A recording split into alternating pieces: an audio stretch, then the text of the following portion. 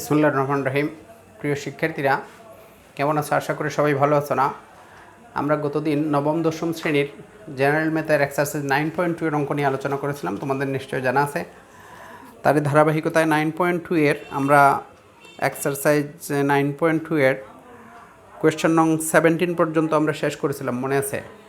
16 নং কোয়েশ্চনটি আমরা সমাধান করে দিয়েছিলাম এবং বলছিলাম যে 17 নং কোয়েশ্চনটি 15 এবং 17 সেম কোয়েশ্চেন, এজন্য তোমরা এটির সমাধান করে নেবে।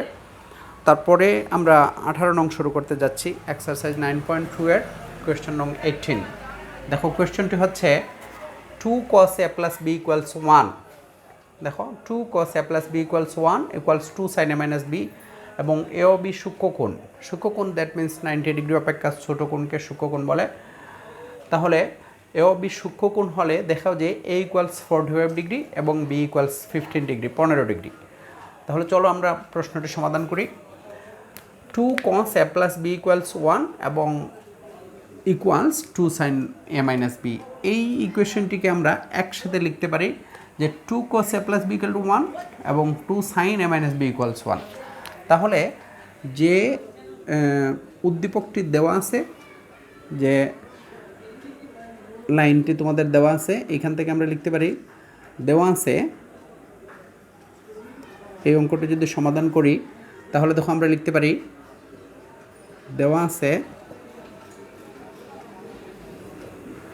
2 cos a plus b equals 1, 2 cos a plus b equals 1 equals 2 sin a minus b। এই লাইনটি দেওয়া আছে যে 2 cos a plus b equal to 1 equals 2 sin a minus b। তাহলে আমরা দেখো লিখতে পারি 2 cos a plus b equals 1 আবার 2 sin a minus b equals 1। তাহলে অতএব 2 cos a plus b equals 2 cos a plus b equals 1, এবং এটার আমরা ধরো সমীকরণ দিলাম 1, 2 sin a minus b equals, দেখো 2 sin a minus b equals আমরা লিখতে পারি 1, সাপোজ সমীকরণ 2। একটু ভালো করে দেখো, 2 cos a plus b equals 1 এবং 2 sin a minus b equals 1। তাহলে এই যে সমীকরণ 1 আছে 2 cos a plus b, এই সমীকরণ 1টাকে আমরা আরেকটু মডিফাই করে লিখতে পারি। দেখো, সমীকরণ 1 থেকে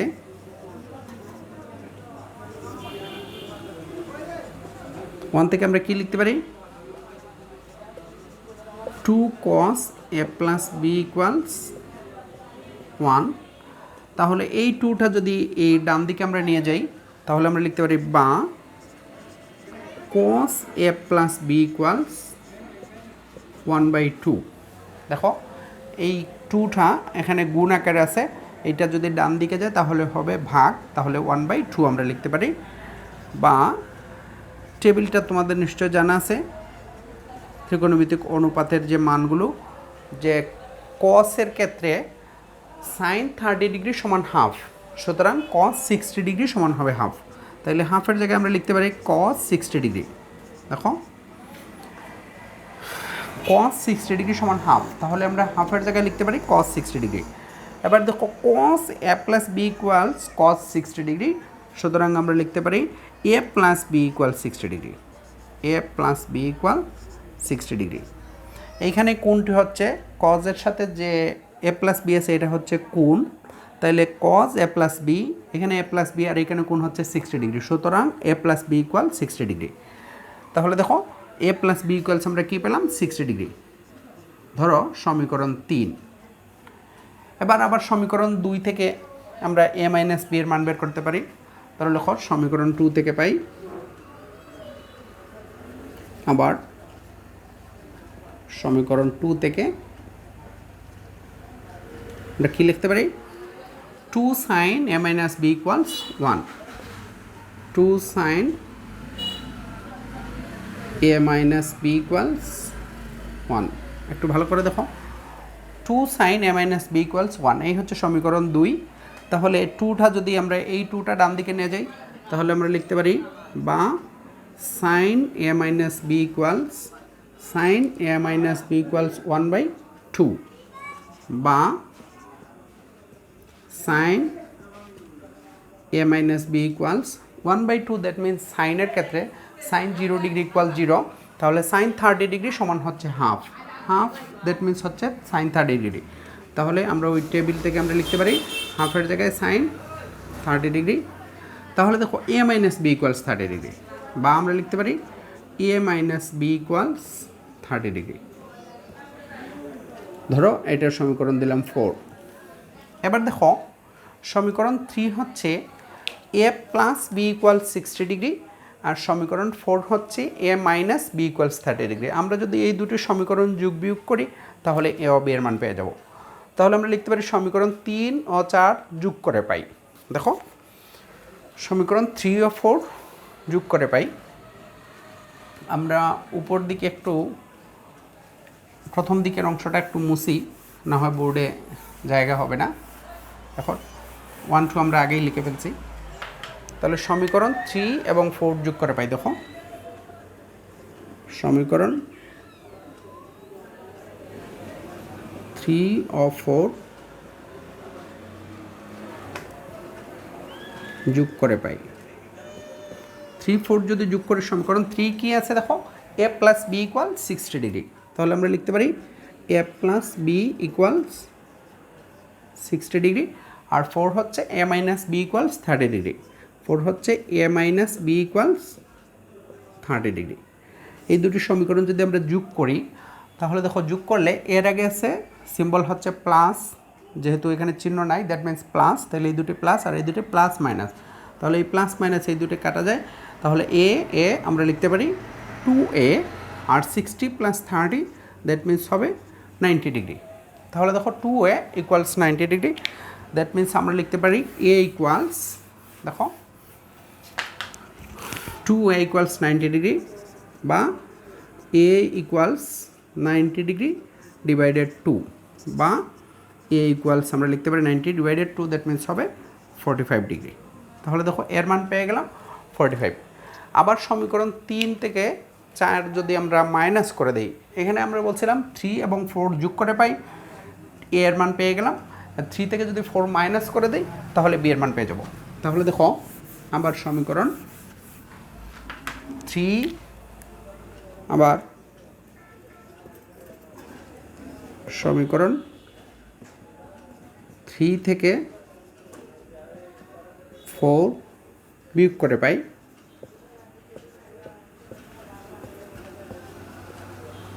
তাহলে যদি আমরা বিয়োগ করি তাহলে 3টা তোমাদের জানা আছে এ প্লাস বি ইকুয়াল 60 ডিগ্রি। দেখো এ প্লাস বি ইকুয়াল 60 ডিগ্রি, আর 4 হচ্ছে এ মাইনাস বি ইকুয়ালস 30 ডিগ্রি। তাহলে আমরা লিখলাম এ মাইনাস বি ইকুয়াল 30 ডিগ্রি। এবার যদি আমরা বিয়োগ করি তাহলে দেখো বিয়োগ করলে এইখানে যে প্লাস আছে এটা হয়ে যাবে মাইনাস, এই মাইনাসটা হয়ে যাবে প্লাস। তাহলে বিয়োগ করলে এ দুটি কাটা যাবে, কারণ এই এর আগে আছে প্লাস, এই এর আগে মাইনাস। বিয়োগ করলে নিচের চিহ্নগুলো চেঞ্জ হবে, এটা হয়ে যাবে মাইনাস। তাহলে আমরা লিখতে পারি B plus B plus B. তাহলে আমরা লিখতে পারি 2b equals 60 degree minus 30 degree, that means 30 degree. দেখো 2b ইকুয়ালস 30 ডিগ্রি। তাহলে আমরা কি লিখতে পারি b সমান সমান 30 ডিগ্রি ডিভাইডেড 2। তাহলে আমরা লিখতে পারি b equals 30 degree divided 2, that means হচ্ছে 15 ডিগ্রি।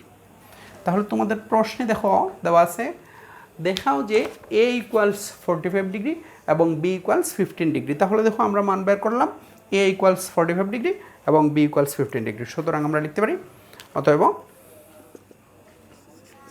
এ ইকুয়ালস 45 ডিগ্রি এবং বি ইকুয়ালস 15 ডিগ্রি দেখানো হলো বা শুট। দেখো প্রিয় শিক্ষার্থীরা, আশা করি অঙ্কটি বুঝতে পেরেছো। এখানে বোর্ডে জায়গা হয়নি, আমি একটু ফাঁক ফাঁক করে লিখে ফেলছিলাম বা একটু খুব ঘন করে লিখি নাই। এর জন্য বোর্ডে জায়গা হয়নি, এর জন্য মুছে ফেলছি। আমরা নর্মালি অঙ্ক মুছি না, সম্পূর্ণ অঙ্ক একসাথে বোর্ডে রাখি, তখন বোঝাতে সুবিধা হয়। যাই হোক, আশা করি অঙ্কটি বুঝতে পেরেছো। বেশি তোমরা 9 10-এর স্টুডেন্ট এবং এই অঙ্কটি ভেরি ইজি, এর জন্য আমি একটু করে দিলাম। আশা করি অঙ্কটি বুঝতে পেরেছো। তোমরা সম্পূর্ণ ভিডিও দেখলে বুঝতে পারবে ইনশাল্লাহ।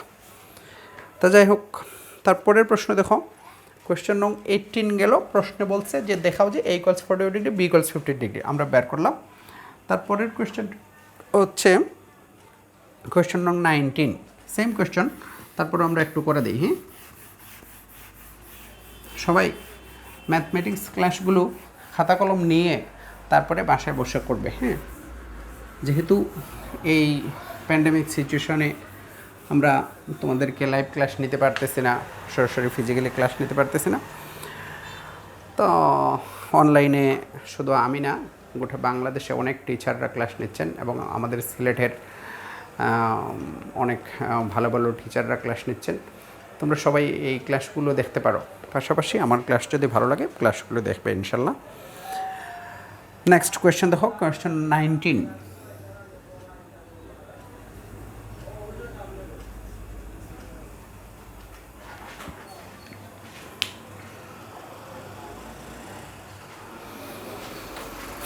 কোয়েশ্চেন 19 হচ্ছে cos a - b = 1, 2 sin a + b = √3 এবং a ও b সূক্ষ্মকোণ হলে a এবং b এর মান নির্ণয় করো। তোমরা যেহেতু নবম দশম শ্রেণীর স্টুডেন্ট, তাহলে তোমাদের কাছে নিশ্চয় বই আছে। আমি আর কোয়েশ্চেন লিখলাম না, শুধু দেওয়া আছে এটা লিখে ফেলি। দেখো, কোয়েশ্চেন নং 19 দেওয়া আছে, কী দেওয়া আছে? cos a - b = 1, cos a - b = 1 এবং আরেকটি দেওয়া আছে 2 sin a + b = √3। তাহলে আমরা এটাকে লিখতে পারি সমীকরণ 1 এবং আরেকটি হচ্ছে 2 sin a + b = √3। আমরা ধরে নিলাম এটিকে সমীকরণ 2। তাহলে দেখো,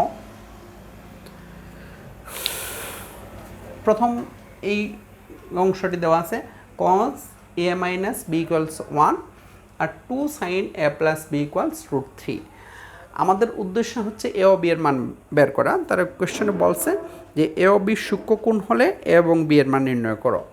তাহলে a ও b সূক্ষ্মকোণ, দ্যাট মিনস অবশ্য 90 ডিগ্রির চেয়ে কম হবে। তাহলে সমীকরণ 1 থেকে আমরা a - b এর মান বের করতে পারি। তারপর সমীকরণ 2 থেকে আবার a + b এর মান বের করতে পারি। তাহলে দেখো, a + b এবং a - b এই দুটি মান আমরা যদি বের করতে পারি, তারপরে সমীকরণগুলো আমরা যোগ করে নিলে হয়ে যাবে। তাহলে দেখো প্রিয় শিক্ষার্থীরা, সমীকরণ 1 থেকে আমরা লিখতে পারি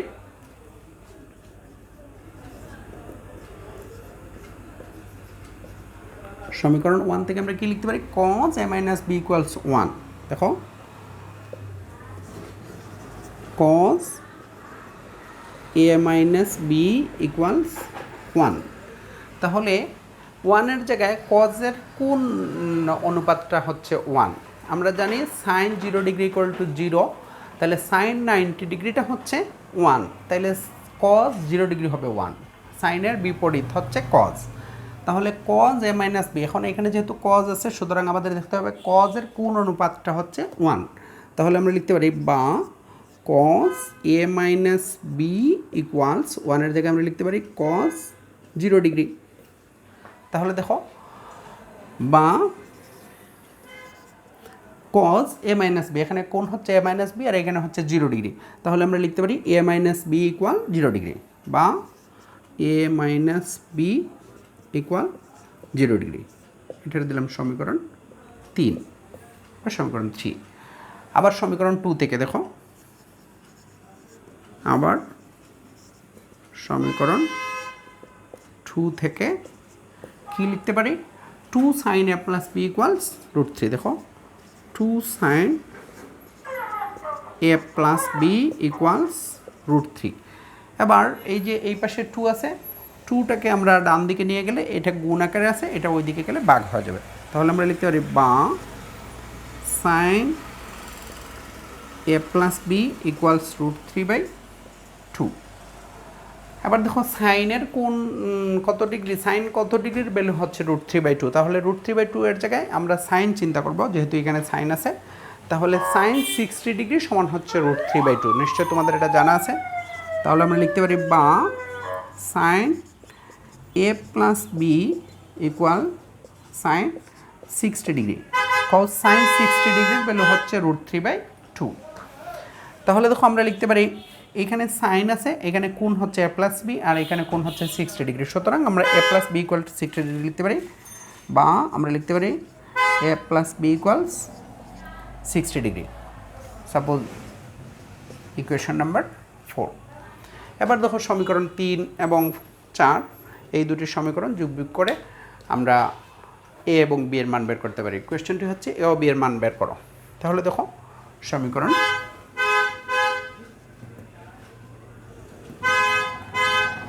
3 ও 4 যোগ করে পাই। হ্যাঁ, তাহলে 3 ও 4 যদি আমরা যোগ করি, তাহলে 3 হচ্ছে এ মাইনাস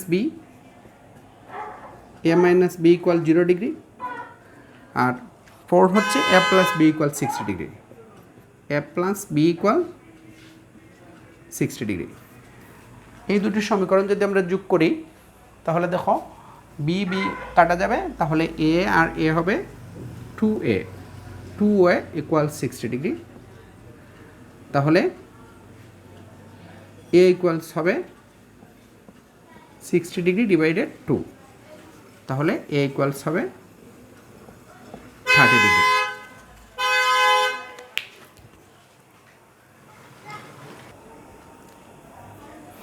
তাহলে দেখো এ ইকুয়ালস আমরা পেয়ে গেলাম 30 ডিগ্রি। এবার যদি আবার সমীকরণ 4 থেকে 3টা আমরা মাইনাস করে দিই, তাহলে বি এর মান পেয়ে যাব। তাহলে সমীকরণ আবার